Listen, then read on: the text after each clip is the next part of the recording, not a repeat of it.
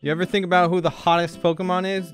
No? Something's wrong with you. There's something literally incorrect about how your brain works if you haven't thought about who the hottest Pokemon is. I got my own opinion about it, but I'm gonna reserve that until after the lecture. If you're here watching, I just want to say thank you. The channel's been in a weird state since I got a community guidelines strike and somebody gave me a copyright strike on my channel when my channel clearly does everything within fair use, so somebody was abusing the system. But with that said, if you guys can give a like on the video, subscribe if you're new, anything you can do, leave a comment, whatever, it all helps, because we're gonna be in YouTube purgatory for perhaps even the next 9 months, which is honestly just awful. By the way, last one to like and subscribe this video is a little bitch. So for anybody that just absolutely doesn't know, has been living under a rock for literally the last 25 years, Pokemon is an abbreviation for Pocket Monsters, but it's an incredibly successful and amazing franchise that it has been managed by the Pokemon Company and brought to you by Nintendo and Game Freak. Pokemon came out in 1996 with their first game on the handheld Nintendo system, the Game Boy. They also came out with a television series, and the game and the television series revolve around a character named Ash Ketchum, who collects Pokemon and is on a grand adventure to become the greatest Pokemon master. Now, how the game works, it's a standard turn-based RPG where you collect Pokemon by catching them in the wild with a Pokeball. They become part of your team. You can level them up, and they actually evolve into other creatures, becoming more powerful over time. The trainer, which is the player, has a cast of 6 Pokemon they can carry on them at any point in time. The other Pokemon that they catch, they usually send off to the professor, which you meet early on in the game and in the television series. That man takes care of your Pokemon for you. While you're out on your adventure as a Pokemon trainer, you come across other trainers and you use your Pokemon to fight against other people in order to win and gain that experience in order to level up, like I mentioned earlier. You also have trainers that reside in gyms known as gym leaders. These are more formidable opponents that you can go up against, and they will give you a badge, and in order to become the greatest Pokemon master, you have to collect all the badges within this region that you live in at the current time. There's an incredibly large cast of Pokemon. Currently, with all the games out there, there's about 900 Pokemon available in the wide range of games that have been released by Nintendo and Game Freak. The original Pokemon games had 151 Pokemon for you to be able to capture and call your own. They all had different types as well, at least the majority of them did. Those ranged from Psychic, Dark, Steel, Grass, Fighting, Electric, Flying, Fire, Poison, Ground, Fairy, Water, Bug, Ice, and Ghost. And those all are just different types of Pokemon that you can capture. And within those types, there are several different Pokemon that you can have as your little pet and your buddy, or enslaved beast that you use to fight against people. Now, with all that daunting information, the fact that there's almost 900 Pokemon out there, a YouTuber and Twitch streamer known as Professor Lando has decided to take it upon himself to decide which is the hottest Pokemon out of all of these, and discusses various types and what the perks and pitfalls really are with certain Pokemons that you may have chosen as your own hottest Pokemon. Professor Lando is a Twitch streamer that puts on an educational live stream for his students of the Ligma College. Professor Lando does some deep dives into the most niche and taboo topics so that the viewer, aka the student, can walk away with a holistic view and have the most informed opinion on the subject matter. Now, without further ado, let's find out if my girl Jinx is the hottest Pokemon or not. Again, today is Pokemon Waifus 101. Excuse me? Hold on a second. Pokemon Waifus 101. I didn't know we were going to be talking about Poke Waifus. All right? I thought just talking about hot Pokemon, but whatever. I guess, you know, f it. All right? Just fine. It's fine. Whatever. We'll learn. We start with an ethical question, and that is a matter of hard science versus the social science. Can you be morally sound in performing coitus, being intimate with a Pokemon. Succinctly so. Okay, so basically what he's saying here is, will you feel okay in public as you fuck your Pokemon raw dog, no condom style in front of people at the local Chili's? That's what he's saying, okay? So I believe that answer is yes. What is love? The reciprocal nature of love is the key. So review. What is this? Okay. The furry scale. Okay. Oh. Really quickly. The furry scale. 1, not furry. 2, semi-furry. 3, furry. This is where the line is crossed. Right here. 4 is dangerously furry. Wait, what line? I'm gonna have to watch some previous videos or a stream to find out why that line is crossed. Although I can kind of guess. You don't go full furry, okay? Let's just say it like that. You just don't go full furry, okay? You dive in. You got ears, you got a tail, you got paws, paw gloves, even like gloves that go over regular hands. That's okay. You go full animal. And 5, that's just an animal. Applying it to an analysis of Pokemon Waifu. That's just an animal. Yeah, you gotta stay away from getting too close to animal, okay? Because then it's that's something else entirely. Of Pokemon waifus. It's one of the main themes that reoccurs when I'm teaching the furry class is this idea of a soul. That essence of a soul delineates between furry, dangerous furry, and 5 here, there is no soul here. That's just an animal. I think we all innately feel that. The f***? Animals got souls, bro. What the f***? Hold on a second. Animals don't have souls? My cat has a soul. All right? Care for their human partners. Pokemon can love.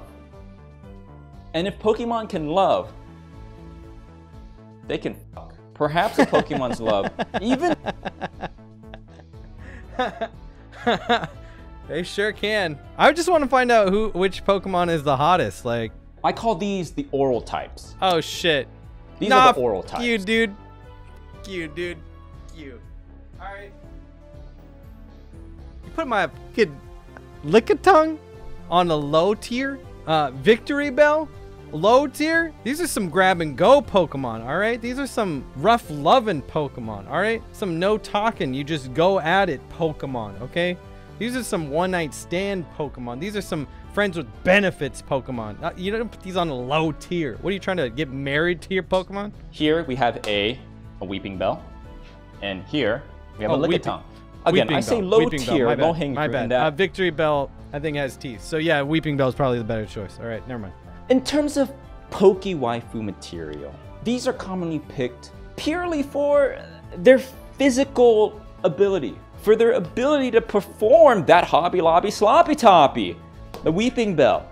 That Gluck Gluck 9000, yeah, Lickitung probably do that, all right? And probably good at it. The Lickitungs, these are the fleshlights of Pokemon. What is love? Physical, mental. It can't just all be physical. There has to be a connection. How are you gonna spend the rest of your life with a Weeping Bell? You won't even be able to talk to it because its mouth is gonna be so full. So again, very odd. I don't need to talk, all right? I don't need to talk. I emote through my eyes. I look at my Pokemon and like...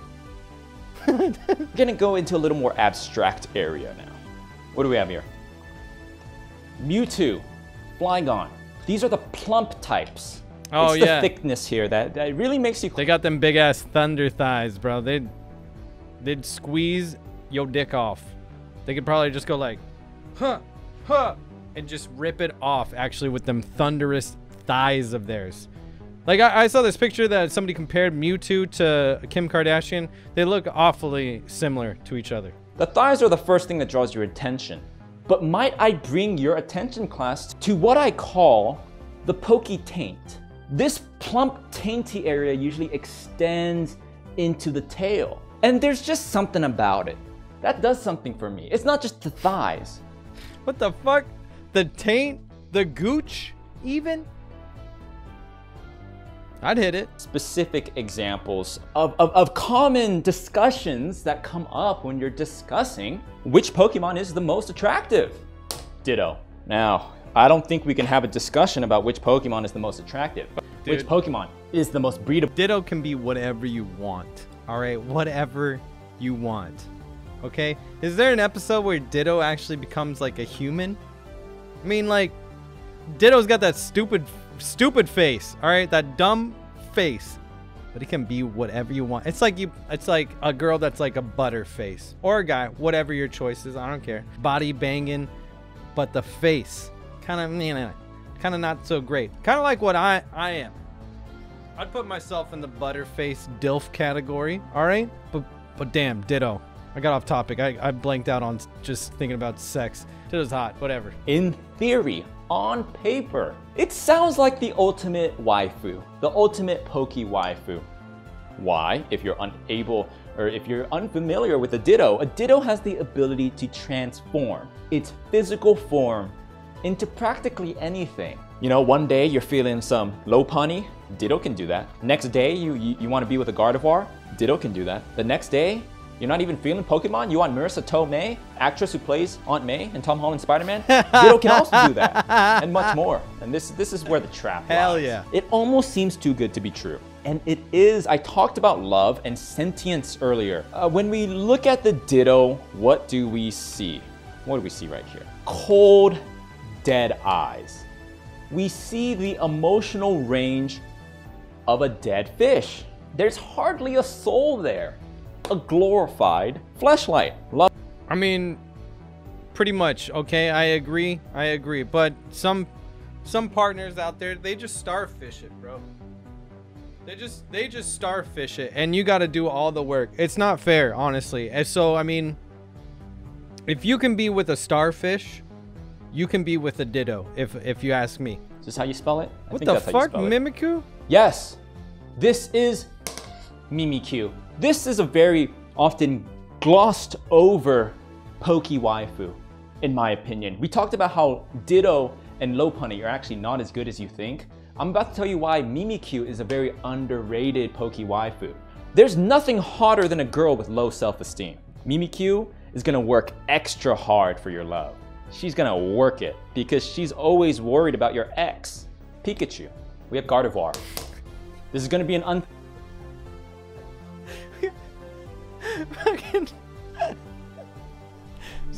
it's getting a bit psychological here. There's a little bit of abuse as a tactic, and I'm not sure I'm all there for it. Unexpected explanation, analysis of Gardevoir as a Poke waifu. Gardevoir is, we talked about Poke Dilfs earlier. Gardevoir is one of the Poke MILFs. She Fully has the evolved. MILF haircut. It's a give and take when you come with the Poke MILF, Gardevoir. She eggs me on to work harder on myself and on our relationship. But so what's the problem, you might ask? Yes, Yeah, Gardevoir is hot. She's sensual.